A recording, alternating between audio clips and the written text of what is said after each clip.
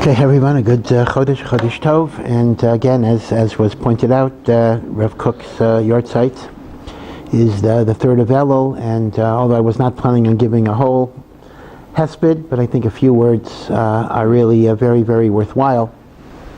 We know that Rav Kook, even within the religious world, is still somewhat of a controversial figure, particularly in the Haredi world. Sometimes he is treated either by ignoring him, which is the most common response, and sometimes, God forbid, it even turns into active hostility and bizayon. And there are a number of things that one needs to know about Rav Kook. First of all, Rav Kook was, in all traditional ways, an absolute gaon of Torah, meaning to say, even under the most traditional definition of what made a person a gadol b'Torah, he qualified. He was not some modern Orthodox person who wasn't interested in Gemara. Rav Kook was a baki, a total expert in the Bavli, the Yerushalmi. In fact, Rav Zevin writes that Rav Kook he thought was the last gadol who was a total master of both halacha and Kabbalah at the same time. Normally people tend to specialize, and he felt that Rav Kook was a person who had shalita in all of these areas. So it's very, very important to know that Rav Kook was indeed a classic gadol b'Torah, although he did have many, many insights that were unique and different and were not automatically accepted by other people. It's interesting that on his matzeva, he has a very, very simple matzeva, and it simply says three statements. It gives the date that he came to Eretz Yisrael, Allah la'aretz, certain year, Allah lYerushalayim, the next year, Allah la'Shamayim. And those are and I'm sure Rav Kook himself came up with the words, because I'm sure if other people would have written his matzeva, his son, for example, they would have written much more elaborate, and it probably was Rav Kook who was summing up his life as based on three aliyot, coming to Eretz Yisrael, first to Yafo, and then coming to Yerushalayim, and then Shamayim, and he saw Eretz Yisrael as the Shar HaShamayim, as Yaakov Avinu describes Yerushalayim. We know that on one hand Rav Kook was a gadol in a traditional sense, but Rav Kook was also very, very unique because he lived at a time of great secularism in the Jewish world. There were movements towards Zionism. Much of Zionism was motivated in a secular way, even an anti-religious way. And Rav Kook B'dafka was willing to not only work with Zionists, but to validate what they were doing, and to understand that the soul of a Jew is always rooted in holiness, even when it expresses itself in a secular and even anti-religious way. And he made the point that a non-religious or anti-religious Zionist might define himself as acting out of nationalist motivations or whatever it is. In reality, whether he acknowledges it or not, it is coming from holiness. It is coming from Kedusha.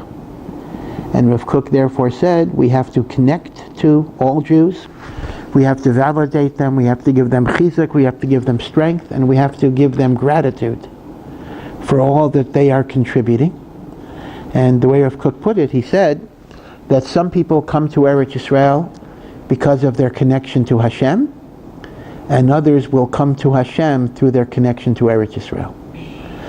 Now, some say Rav Kook was an optimist. Some say Rav Kook had a kind of a Pollyannish view of the human potential, that he saw everything was going to be good in the long run, etc. In fact, it's been pointed out, his famous speech, in some circles infamous speech, at the opening of Hebrew University, in which he applied the verse, Ki mitzion teitzei Sorah. Now, I want to point out that just as President Trump in the U.S. talks about fake news, we in the Jewish world also have our share of fake news as well. Rav Kook's speech on the opening of Hebrew University, Ki mitzion teitzei Sorah, was taken by his opponents to basically say that he equated the secular learning of Hebrew University as a Torah that would be coming out of Zion and Yerushalayim, and they said, how dare a Rav in Yisrael equate Hebrew University with Ki Mitzion Teitzei Sorah. And this was a big point of opposition, and to this very day, Rav Kook is pilloried because of that speech. If you go back to the speech itself, it is absolutely, totally taken out of context, and Rav Kook was making the opposite point. He was saying, as important as a university is, and as needed to have chachmot and to build up a society, we cannot forget that the ultimate purpose of a Jewish society is to promulgate the values and morality of the Torah. Ki mitzion teitzei Torah. So he was not using Ki mitzion teitzei Torah to describe what Hebrew University was doing. He was saying that we need a university, but we also have to recognize that the values of Torah have to be prominent. So it was mamash the opposite of what he was accused of saying. And this happens over and over and over and over again, and it happens to this very day. You know, Rav Kook was the shadchan for Rav Elyashiv. Rav Elyashiv married Rav Aryeh Levin's daughter. Rav Aryeh Levin was very close to Rav Kook, and it was Rav Kook that made the shidduch.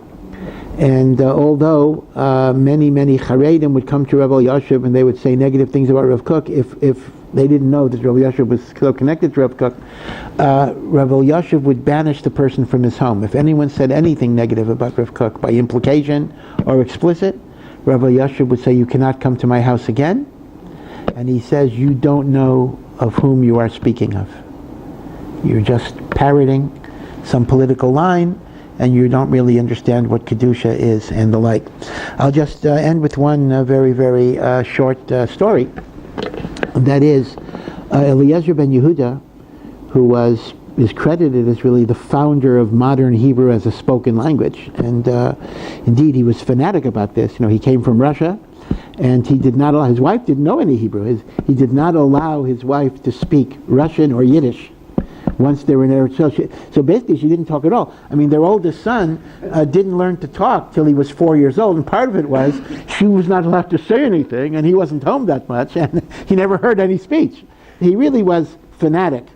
In fact, I think his son, Ben Sion, the first, writes that he started talking because one time he came home, the father came home, and the mother was singing a Russian lullaby. So Eliezer got so furious, he took a chair and he smashed it. And the kid said something in fright, whatever. Those were his first words. So he was a fanatic in this matter. But obviously, to bring Hebrew into the 20th century, the late 19th century, you needed ways of making up words and adapting words. So Eliezer Ben-Yehuda used to take passages from the Talmud and from the Medrash and try to modernize them. So he would often go to Rav Kook to ask him what is the meaning of a certain Hebrew or Aramaic expression in the Gemara and the Medrash. Now, he wasn't interested in the overall context of it. He was interested only in the linguistic aspect. And most Rabbanim would not talk to him. Most Rabbanim felt he was not religious. He was, in some degree, anti-religious in terms of he wanted modernization. So they simply refused to talk to him at all. But every Erev Shabbat, he would go to Rav Kook and they would spend an hour and he would ask Rav Kook his various questions.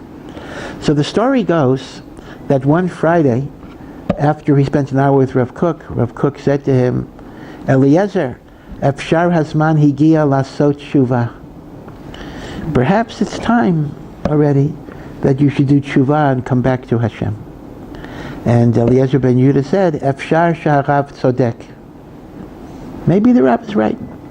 Anyway, that Friday night, Ben-Yehuda died.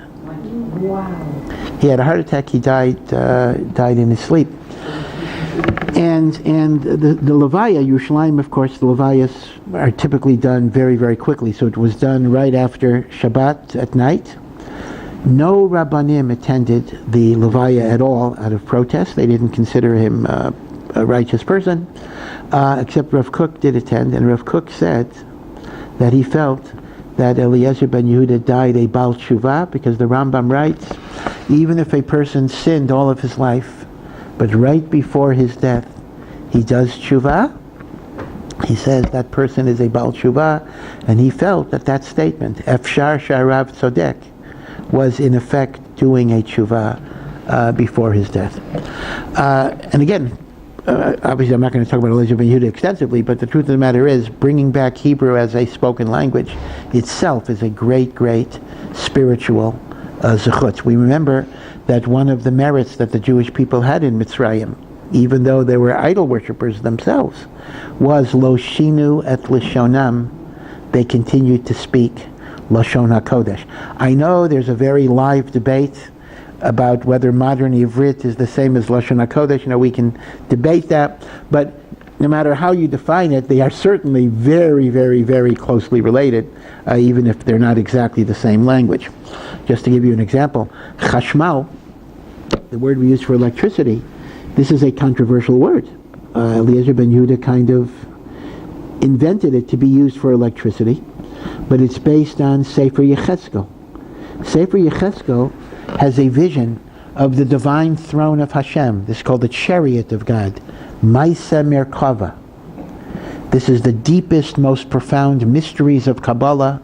It describes the throne and the glory of God, and it mentions that around the throne of Hashem, the Kisei HaKavod, there was chashmal. So chashmal means a glowing, radiant light. It refers to the light of God. So Eliezer Ben-Yehuda, who was looking for linguistic terms that you could apply, that's a good term for electricity. Now, there were some Rabbanim who felt that is sacrilegious. How can you take a term that is describing the light of the Shekhinah and applying it to that? So because of this, you may notice, if you study Responsa, that there are poskim, when they write shuvot on electricity, about electricity, they do not use the word chashmal. They'll spell it out like electri. They'll do aleph, ayin, lamed, whatever it would be, and they actually boycott the use of chashmal, feeling that it's sacrilegious.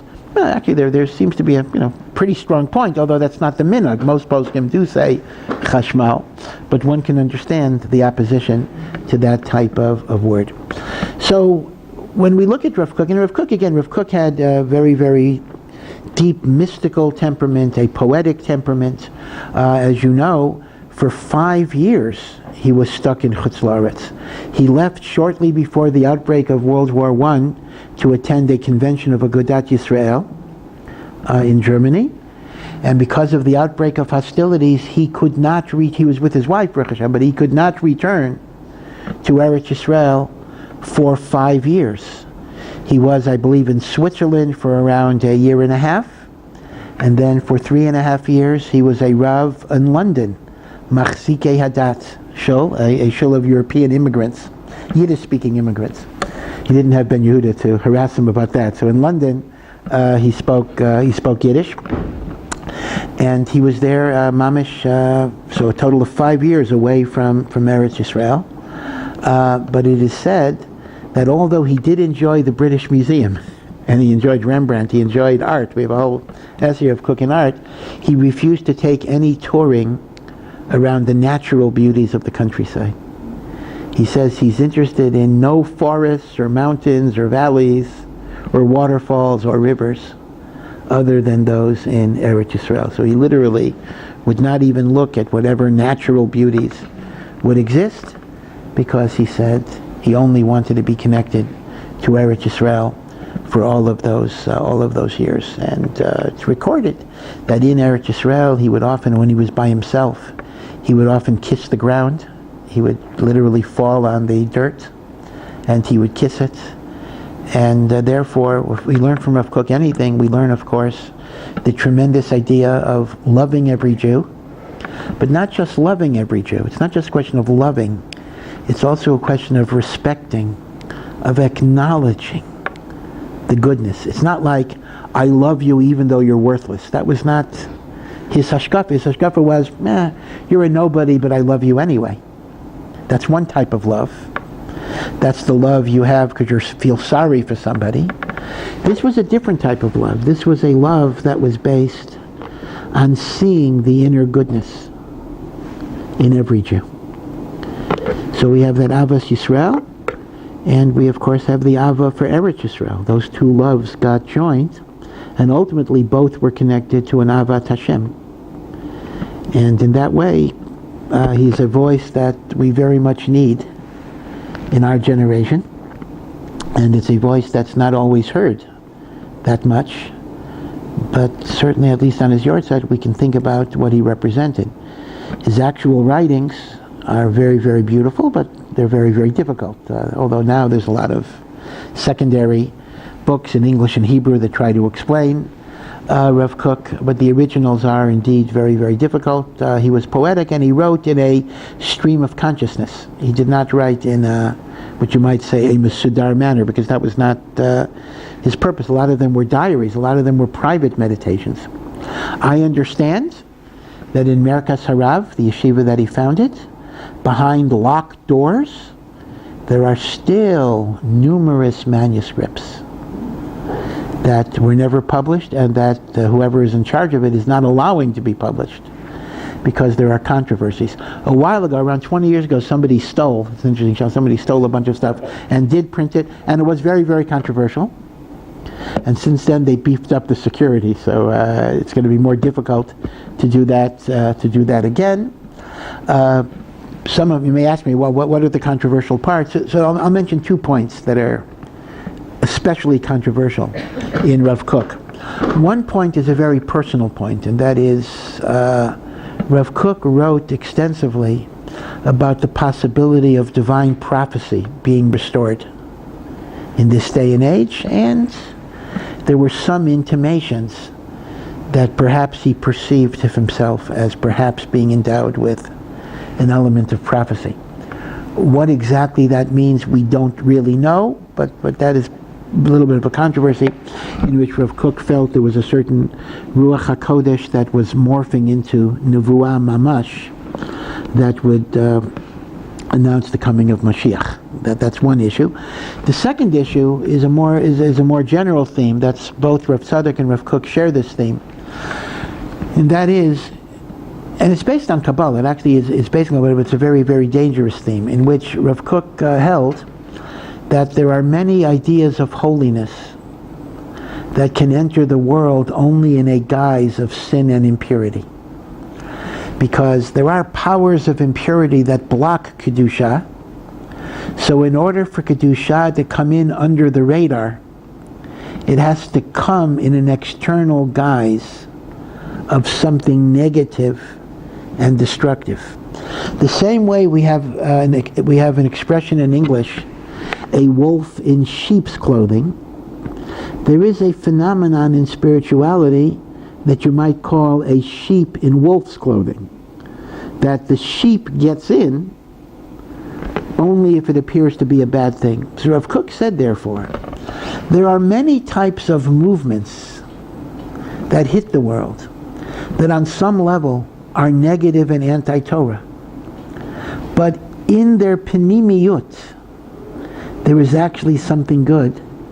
And it's only through the external klipa, the husk of evil, that the good comes into the world. Rav Kook pointed out in his time, feminism was a certain example of that. There's much in feminism, it's a very broad term, I understand. That's neged Torah, let have women rabbis, count women minyan, whatever it would be. Although I don't mean to take a position on women rabbis, but I just gave an example.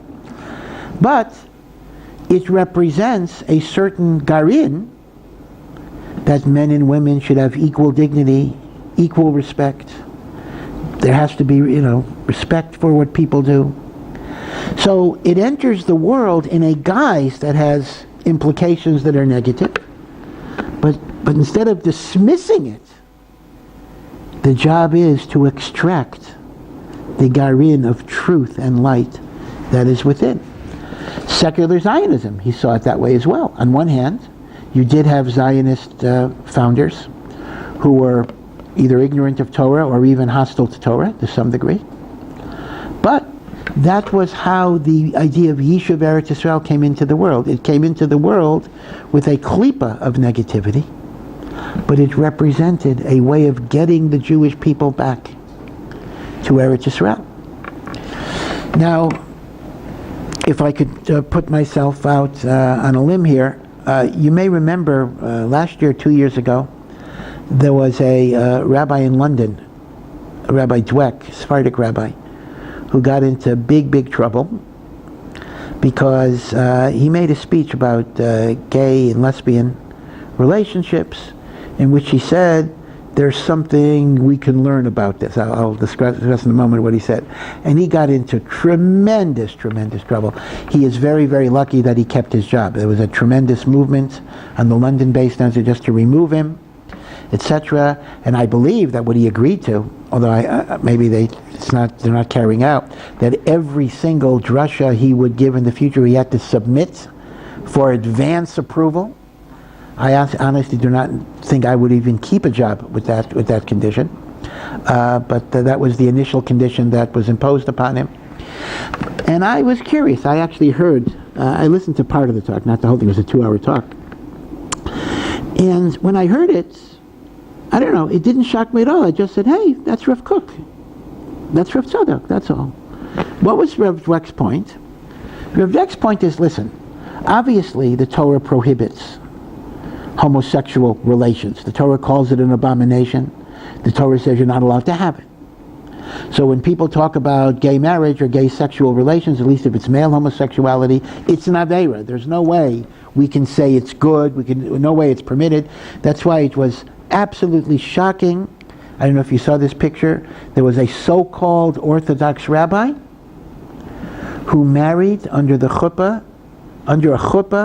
2 men, both of whom were wearing kittles, one of whom was a gay person who was just ordained as an Orthodox rabbi. Again, obviously this is wrong, but Rav Dweck's point was that within this externality of things that are sinful, there are certain lessons that men should also be capable of having friendship.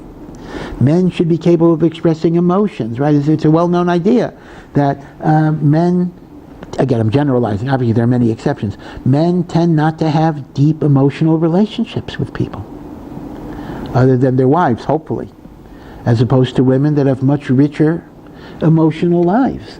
So maybe something like, gay movement is telling men to open up and to learn to love and to learn to care.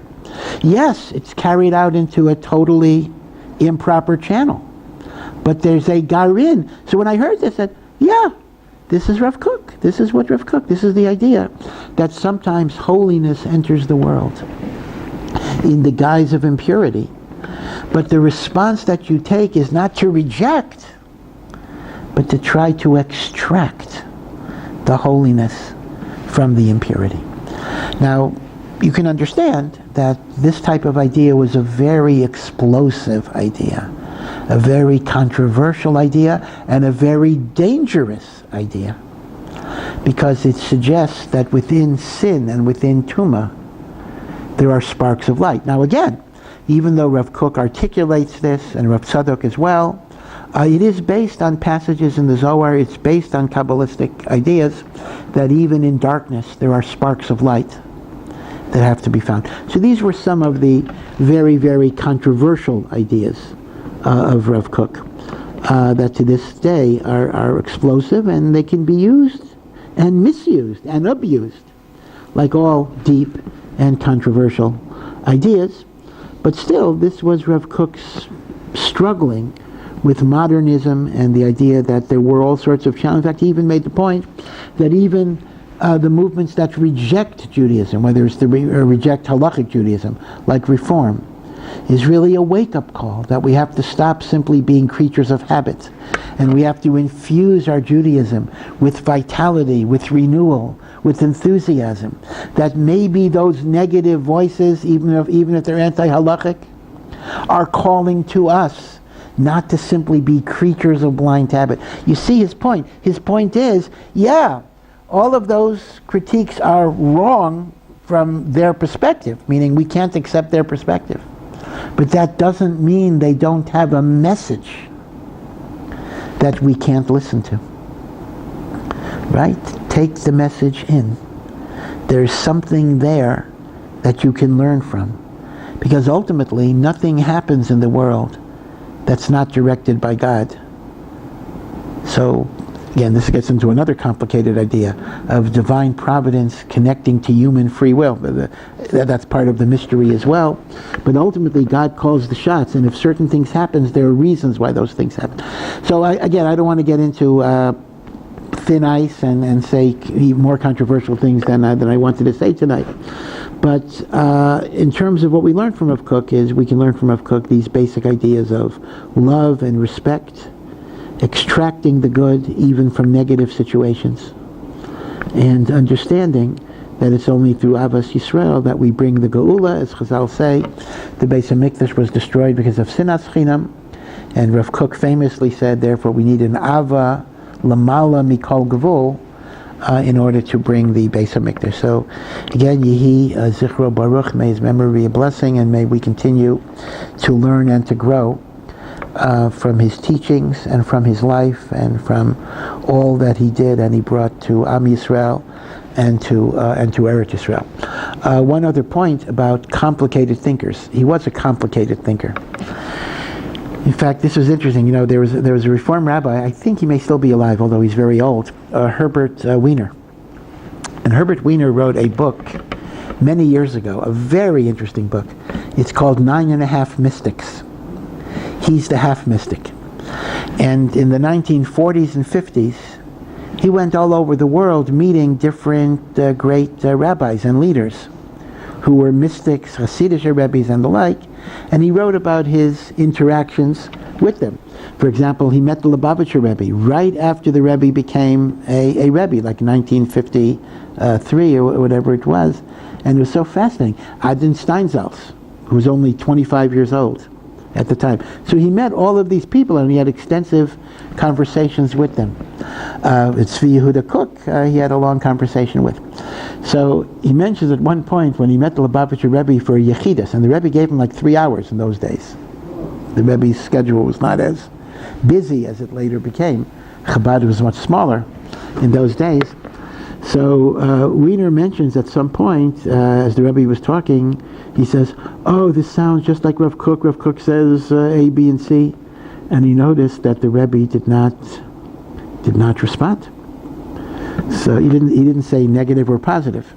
So he asked the Rebbe. He says, "Is the Rebbe against Rav Kook's teaching?" So the Rebbe said, "Rav Kook was too contradictory, too complicated. Most people need a simple, unitary, clear path.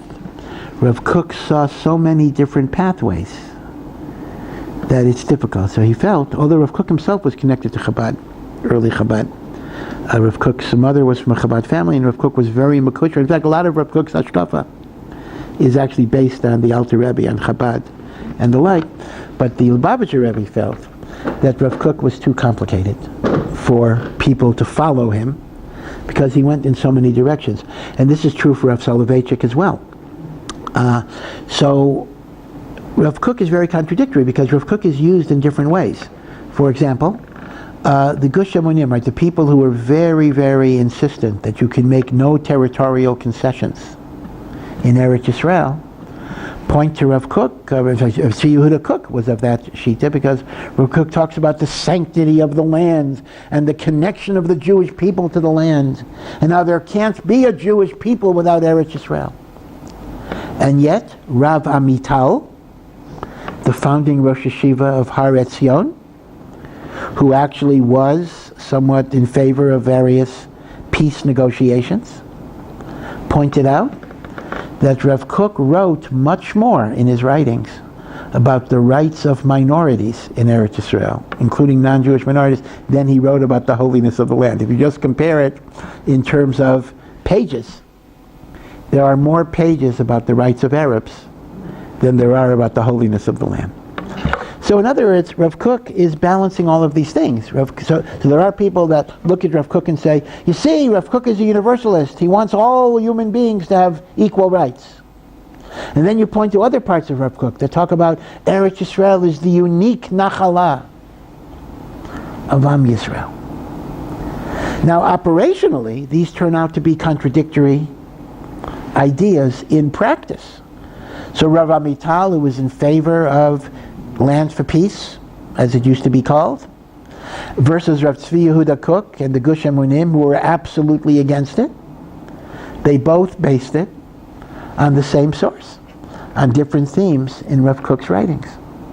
So the Lubavitcher Rebbe has a point. People who are deep, complicated thinkers, their followers can only grab on to a part of the legacy, and they don't see the whole picture. In fact, it's reminiscent of the famous children's story of the 7 blind men and the elephant. There's a story that 7 blind people touched an elephant, and they were asked to describe, what do you think an elephant looks like? You don't see, but what would you think it looks like? So one who felt the trunk said, oh, the elephant is a long eel. And some who felt the ears say, oh, the elephant is a gigantic butterfly. And those who felt around the stomach said, oh, the elephant is like a hippopotamus. Now, who is right? They're all right. Right? The ears are like a butterfly, gigantic butterfly. The trunk is like an eel. The stomach is like a hippopotamus. They're all right, but they're all wrong, because each of them only saw a partial picture, and therefore the truth that they had was only a partial truth. And this is the unfortunate legacy of very great thinkers. Rav Soloveitchik is going through the same thing. Rav Soloveitchik was both a great Talmid Chacham and a great philosopher. But he has 2 different types of disciples. He has Talmidim who are philosophers and not Talmidei Chachamim. And he has Talmidim who are Talmidei Chacham who are not philosophers. And each of them denies the other aspect of Rav Soloveitchik. So if you hear from Rav Hershel Schachter, who is really considered to be maybe Rav Soloveitchik's leading student as a Talmid Chacham, he says, Rav Soloveitchik didn't really care about philosophy. His main thing was Gemara. Philosophy was a little bit of a game with him. He did not take it seriously. And then you have other people on the other side that emphasize the centrality of philosophy. Each one only sees part of the picture. So maybe Lubavitcher Rebbe has a point that sometimes people need a single, consistent approach without getting too complicated. On the other hand, life is complicated.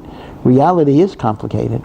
And as a result, you need to try to incorporate all of these different perspectives. So that's a little bit of a Shaloki Inyan, but a little bit of a eulogy about Rav Kook. It's interesting that Rav Kook's great ideological opponent was Rav Yosef Chaim Sonnenfeld. Rav Yosef Chaim Sonnenfeld was the first Rav of the Eida Charedis, which is still in existence today. And this is all before statehood. Rav Kook died before the state. This is all under the British mandate. And Rav Yosef Chaim Sonnenfeld considered Rav Kook's philosophy to be very, very improper. But what was interesting, on a personal level, they were very, very close friends. They loved each other, even though their followers fought. And Rav Sonnenfeld always referred to Rav Kook as the Rav of Yafo. The Rav of Yafo. Now remember, when Rav Kook came to Yafo, there was no Tel Aviv. Right now, today we look at Tel Aviv as the big city, and Yafo is that quaint fishing village. But Yafo was very old. Yafo was very ancient. Yafo was a port in biblical times. Remember, Yonah Hanavi went from Yafo. Tel Aviv is a new city. Tel Aviv is only from the 1920s or so. So Rav Kook came to Eretz Yisrael from Lithuania. So Rav Kook was the Rav of Yafo. And later, he became the Rav of Yerushalayim, and then the British mandate, it was Rav HaRashi for the Kihilot in Eretz Yisrael. Now the Eida Charedis did not accept him as Rav HaRashi. They didn't accept the Rav HaRashi at all. They still don't accept any type of Rav HaRashi of the Medina. But Rav Sonnenfeld used to continue to refer to Rav Kook as the Rav of Yafo. And he gave a very interesting explanation. He says, Rav Kook's approach of tolerance, of acceptance, of not judging people, of not criticizing people, of always looking at the positive.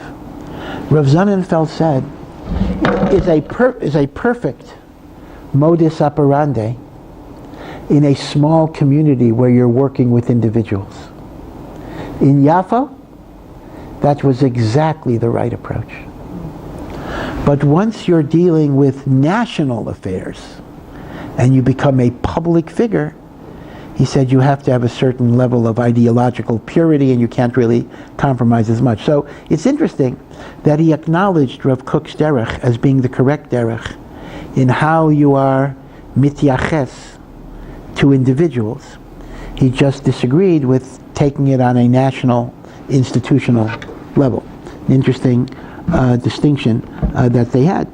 But in the early 1900s, he and Rav Sonnenfeld and other Rabbanim, they went on what's called the Tshuva campaign. They went to all the Moshavot, all the early kibbutzim, and this was the day of the totally anti-religious kibbutz that would sometimes eat on Yom Kippur and raise pig and eat chazer.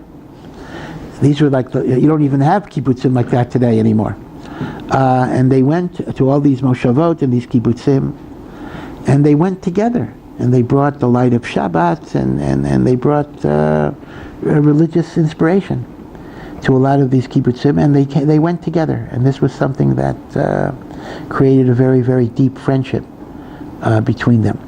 There is on YouTube a fascinating video. Winston Churchill had many positions. Before he was prime minister, he had many positions in the British government, and one of his positions was he was in charge of England's colonial possessions. Is that called Home Secretary? Is that called Home Secretary? I don't remember if that's the name of it. So in that connection, he visited Palestine. So there was a reception that he was holding for the leaders of Palestine, and Rav Kook and Rav Sonnenfeld were both there, and they were walking by a receiving line, and Lady Churchill put out her hand to shake. So on the YouTube, it says, as Rav Kook and Rav Sonnenfeld are approaching, Rav Sonnenfeld sees ahead of time what's going down, so he swerves around. He was on the inside, closer to Lady Churchill.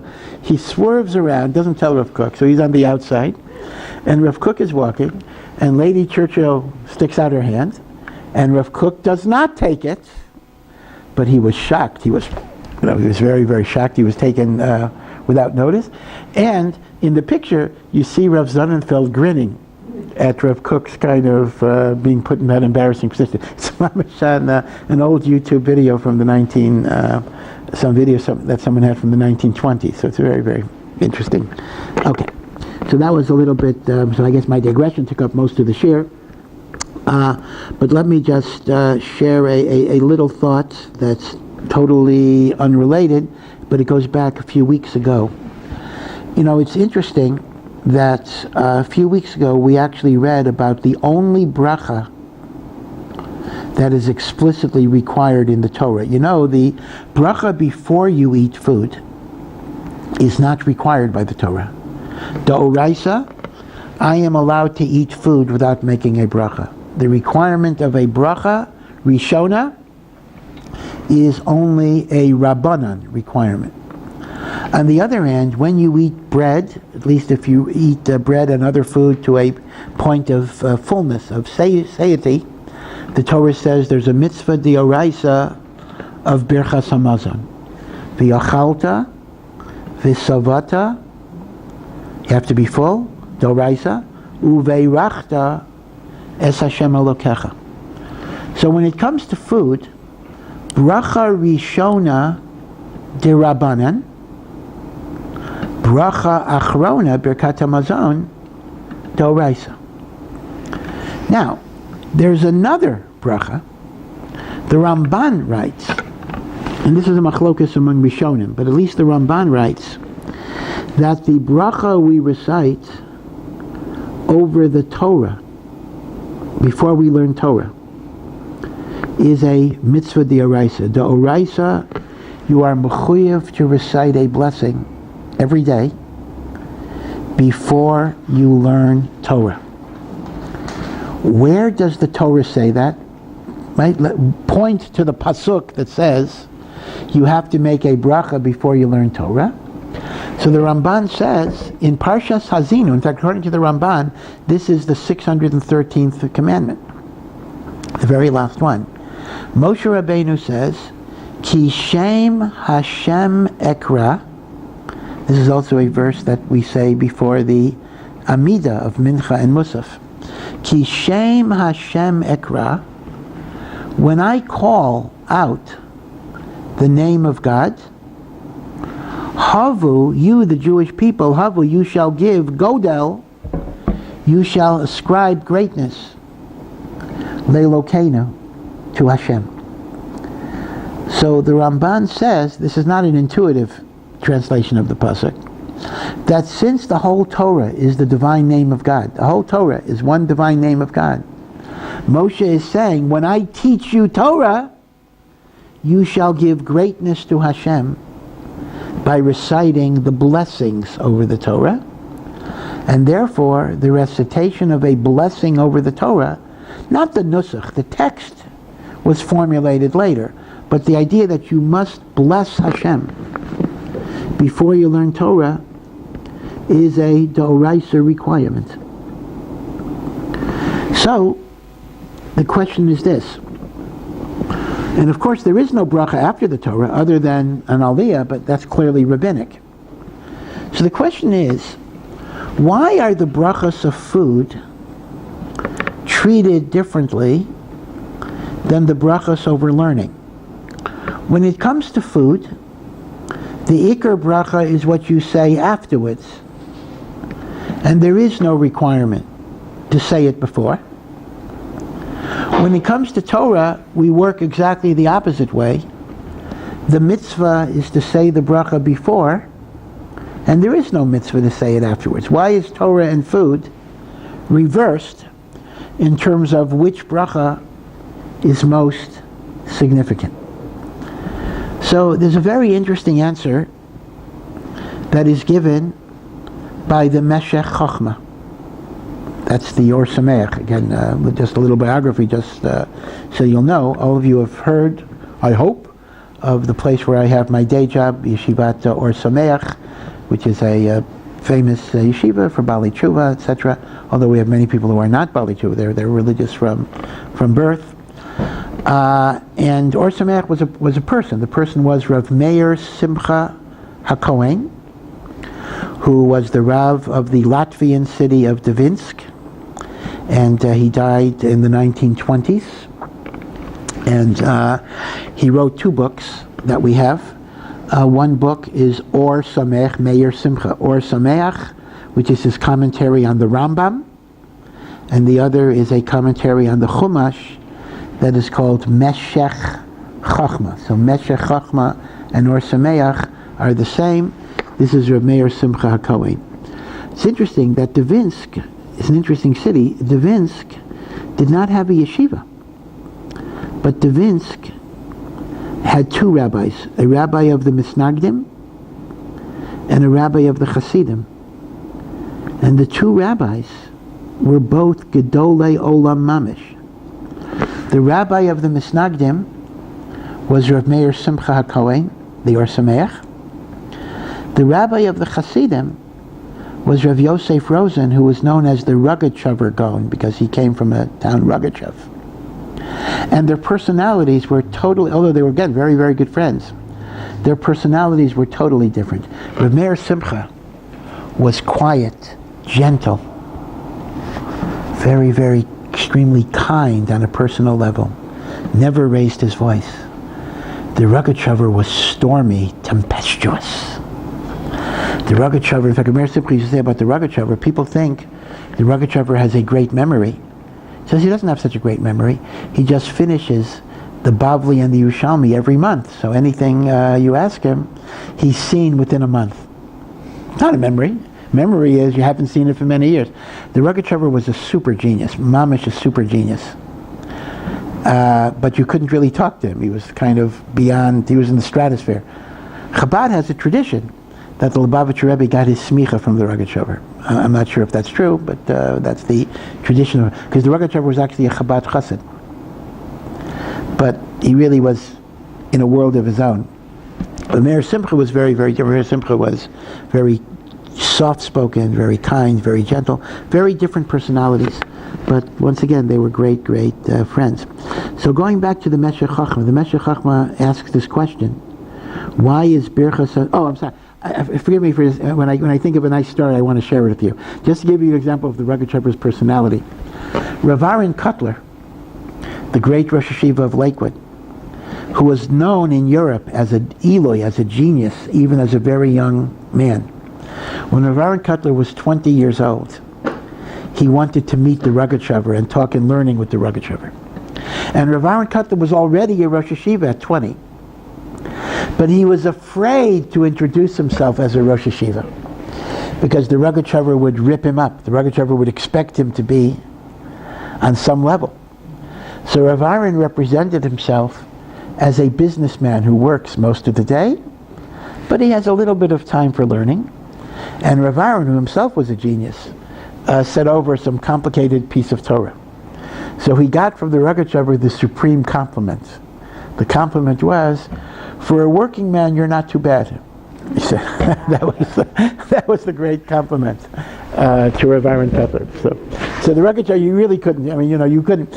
In fact, what do they say? They say a story that another Rav once came to the Rogatchover, and the Rogatchover treated him very, very nicely. So the Rav said to the Rogatchover, "I don't know what people say. People say that the Rav is very, very harsh on Talmidei Chachamim." So the Rogatchover said, "Yeah, that's correct. I am very harsh on them." Okay, whatever. So they're different personalities. Okay. Anyway, though, let's go back to the Meshech Chochmah. The Meshech Chochmah's answer, again, the question is, again, forgive the digressions, but as I say, I like to share a good story when it comes to me. What is the nafkamina? What is the difference between the blessing over the Torah and the blessing over the food? So here's what the Meshech Chochmah says.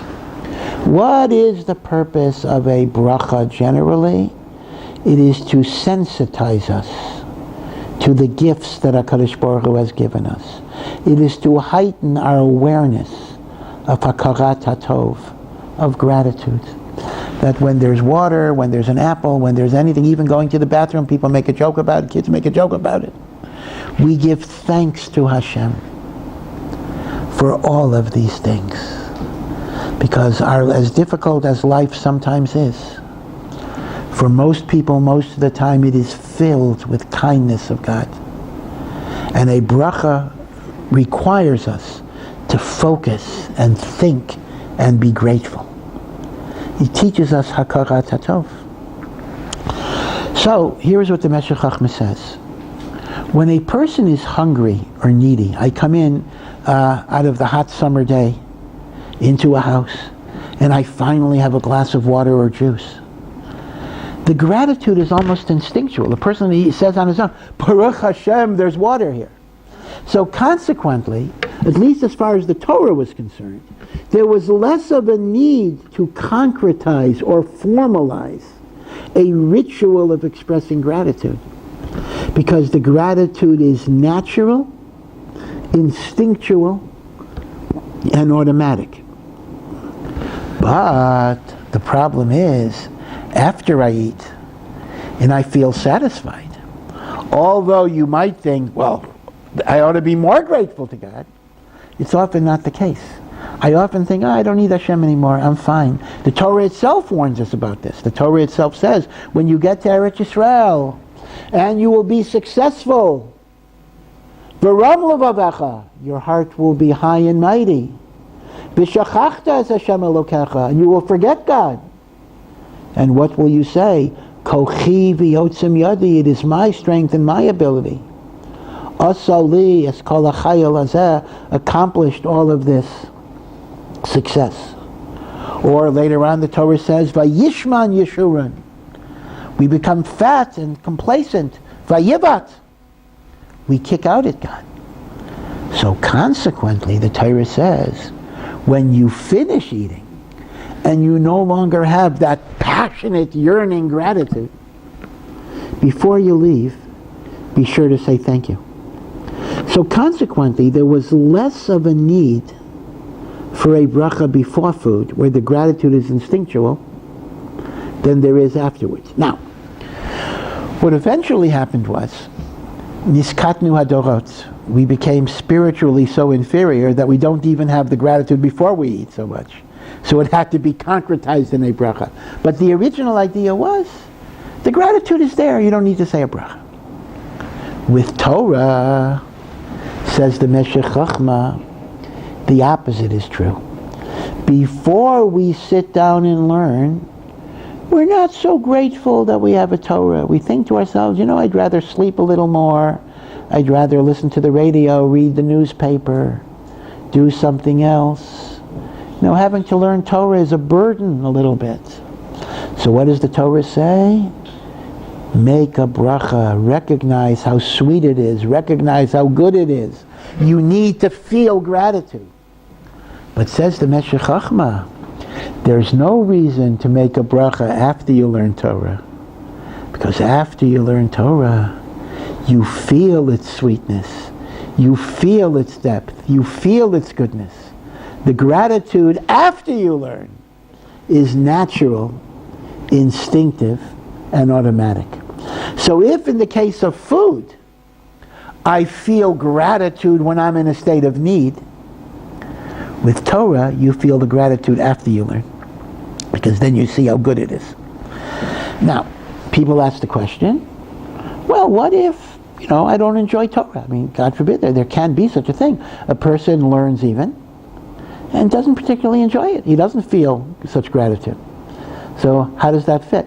But the short answer is that halakhic structures are not always mirroring the individual reality of people. It's really conveying a message of what an ideal reality is. The ideal reality is that learning should so excite me that my gratitude is automatic in my heart. If I'm not there yet, that's something to work on. That's something to be conscious of. So it's not, in fact, even mechitza is the same thing. If I could digress and give you an analogy. Sometimes people say that all of these, again, I'm going to say another controversial thing, all of these restrictions that Judaism has in terms of boundaries between men and women presuppose, in fact, people say mechitza is insulting to women, etc. No, mechitza is profoundly insulting to men, because all of these rules basically say all men are sexual predators. A man davens next to a woman, or the woman, a man sees a woman who's not dressed tznius, who knows what will happen? Hey, I'm very insulted. I can control myself, I hope, So if anyone should be upset by all of these separations, whether it's yichud, can't be alone because I'll do something, right? Negia, I can't hold a woman's hand because I'll do something, right? Mechitza, all of these things. But in many, many ways, even if it doesn't reflect the actual reality, there's a certain remes here. Again, this is kind of using Rabbi Dweck's technique a little bit. And that is, people are supposed to be passionate. They are supposed to be aroused. Stimuli are supposed to affect them. That is the passion that can exist in married life. And therefore, when a person becomes a person who is not affected by these things, there is a diminishment in the completeness of a human personality. And therefore, in many, many ways, these laws about restrictions are reminding a person of how passionate a human being is supposed to be in terms of having the full complexion, so to speak, of human diverse emotions. So, therefore, halakha is describing kind of an ideal reality and playing off that instead of looking at the individual experiences that people have. Now, when it comes to Torah, the Meshech Chochmah is making the point that Torah should be something that is so vibrant, so exciting, that after we learn, we don't need to say thank you to God. Hashem knows, right? Sometimes a mother will say, a mother makes a real wonderful meal for her family, and the kids don't say thank you.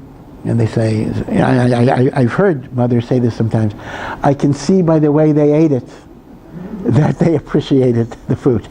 Now, that's not an excuse not to say thank you, but Hashem says the same thing in a sense. I see by the way they learned that they appreciate it. They don't have to make a bracha. And that is the nafkamina, that is the difference between Birchos HaTorah and the bracha over the food, where it comes for the food, you make the bracha after, Doraisa. When it comes to the Torah, you make the bracha before. Okay, you all have a good week, a good chodesh, and we'll see you next week. Thank you so much. Okay, thank you.